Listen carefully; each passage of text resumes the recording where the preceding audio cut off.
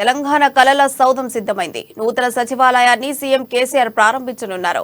ఉదయం 6 గంటలకు నూతన సచివాలయ ప్రాంగణంలో సుదర్శన యాగం ప్రారంభమైంది. ఈ కార్యక్రమంలో మంత్రి వేముల ప్రశాంత్ రెడ్డి పాల్గొన్నారు. మధ్యాహ్నం పూర్ణాహుతి నిర్వహించిన తర్వాత భవనాన్ని కేసీఆర్ ప్రారంభించి 6వ అంతస్తులో ఉన్న తన ఛాంబర్లోకి అడుగుపెట్టనున్నారు. ఆ తర్వాత అధికారులు వారి ఛాంబర్లలోకి వెళ్లనున్నారు.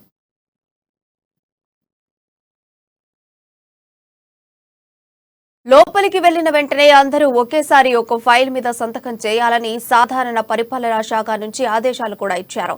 మధ్యాహ్నం 2:15 గంటలకు ప్రజలను ఉద్దేశించి సీఎం కేసీఆర్ మాట్లాడనున్నారు. ప్రతిష్టాత్మకంగా నిర్వహిస్తున్న ఈ కార్యక్రమానికి మంత్రులు, అధికారులతో పాటు సుమారు 2,500 మంది హాజరు కానున్నట్లుగా చెబుతున్నారు.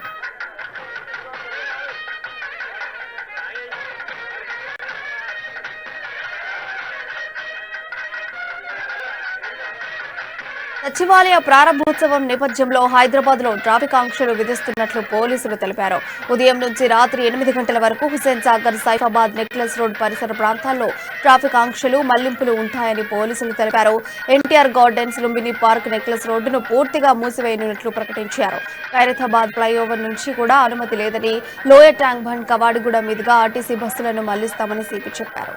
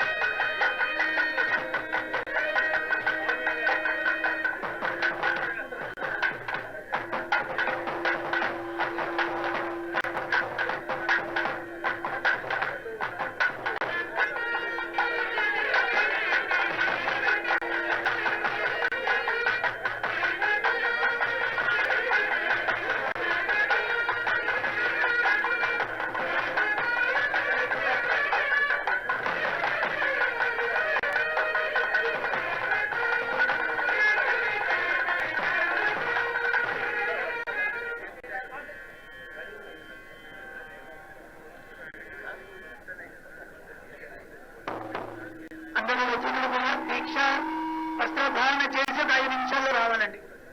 భక్తులందరూ కూడా దీక్షా వస్త్రాన్ని ధారణ చేసి 5 నిమిషాల్లో యాగశాలకి రావాలి.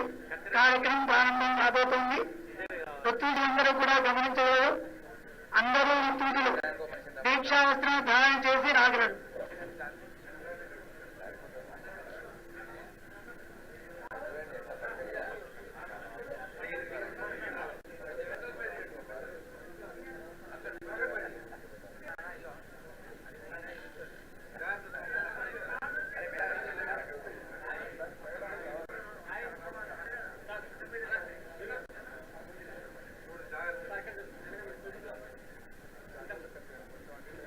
Like that.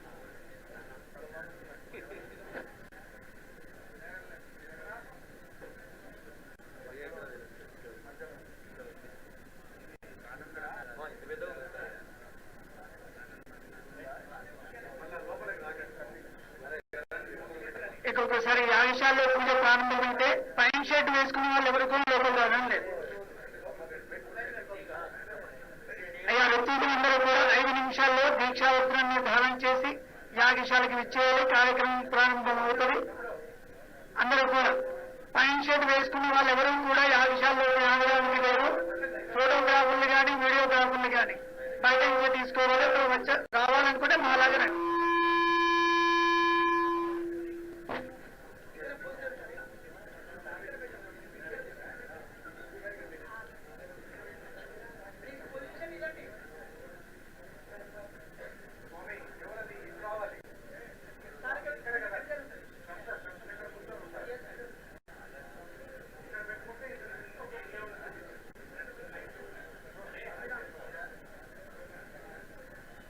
ఋత్విజులందరూ దీక్షావస్త్ర ధారణ చేయాలి. ఋత్విజులు దీక్షావస్త్ర ధారణ.